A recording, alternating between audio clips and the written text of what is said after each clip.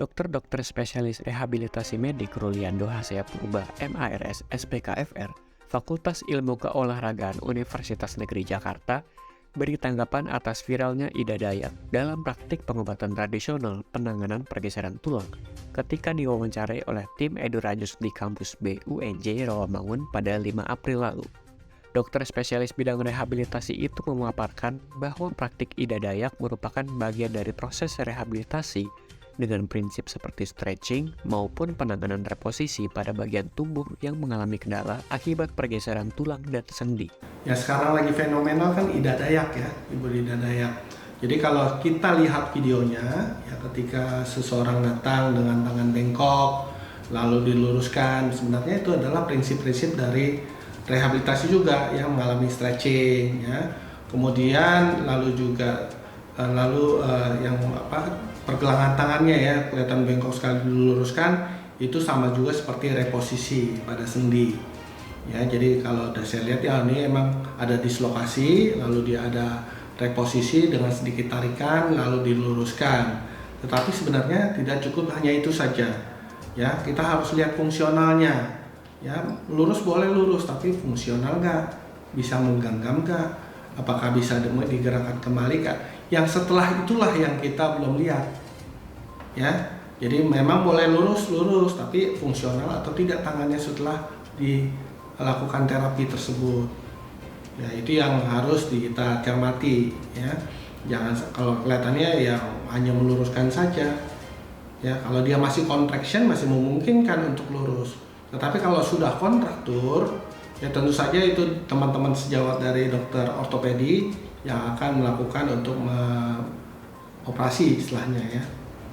Dr. Wuliando mengungkapkan fokusnya bukanlah pada meluruskan atau reposisi tubuh yang kaku atau bengkok dalam praktik pengobatan Ida Dayak, melainkan dampak pengobatan jangka pendek maupun panjang perlu diperhatikan. Ya misalnya kalau simple fraktur, ya masih dalam garisannya masih lurus, lalu di reposisi, ya lalu difiksasi, imobilisasi ya masih boleh. Tetapi kalau sudah dia frakturnya sudah kompleks, itu tentu saja udah wilayah dokter ortopedi. Ya tentu saja nanti kan kalau dokter ortopedi dilakukan fiksasi, lalu diukur, jangan sampai nanti panjang sebelah.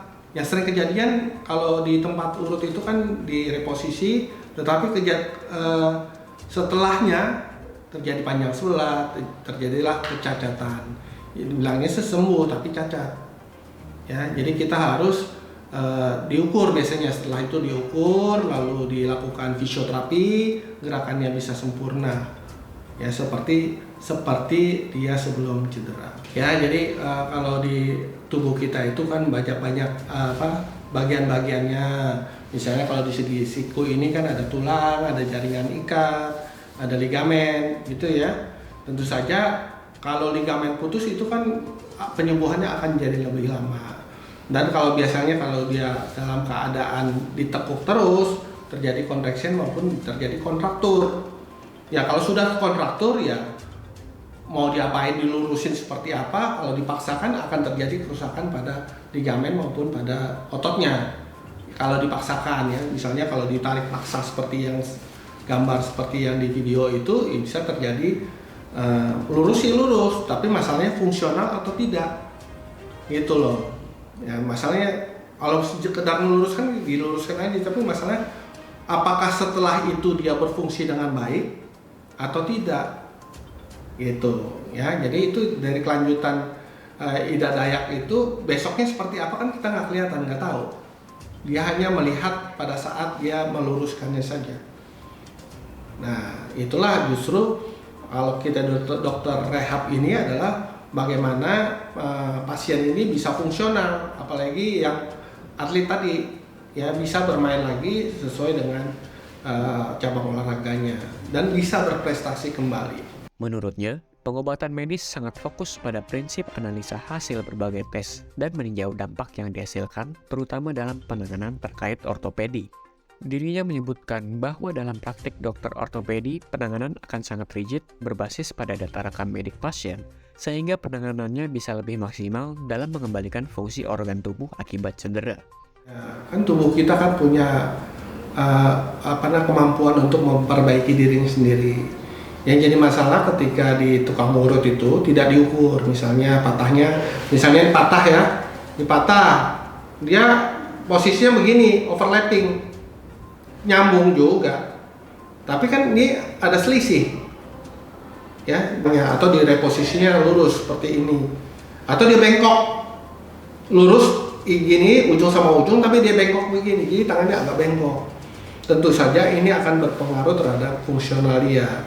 Ya misalnya begini ya susah lah ya, atau dia bisa formnya tidak full, tidak seperti ini tapi dia hanya 90 derajat, tentu saja dia nanti harus modifikasi alat makan, misalnya kalau makan nggak bisa sampai mulut tangannya, ya itu yang sering terjadi ya. Karena apa? Karena pertama tadi untuk reposisinya tidak sempurna, kemudian pada saat rehabilitasinya juga dia baik, ototnya kecil sebelah misalnya kayak gitu, karena tidak dilakukan latihan penguatan.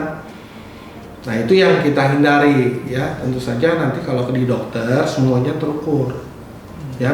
Misalnya saya sudah dilatih penguatan, lingkar pahanya diperbaiki, lihat dibandingkan kiri sama kanan, kekuatannya diukur, lalu semuanya diukur. Jadi kita namanya science ya, jadi sesuai dengan ukuran yang kita tetapkan gitu. Dr. Ruli menyebutkan, pilihan ada dalam masyarakat itu sendiri. Dirinya hanya mengingatkan bahwa praktik demikian di luar jangkauan kerja medis.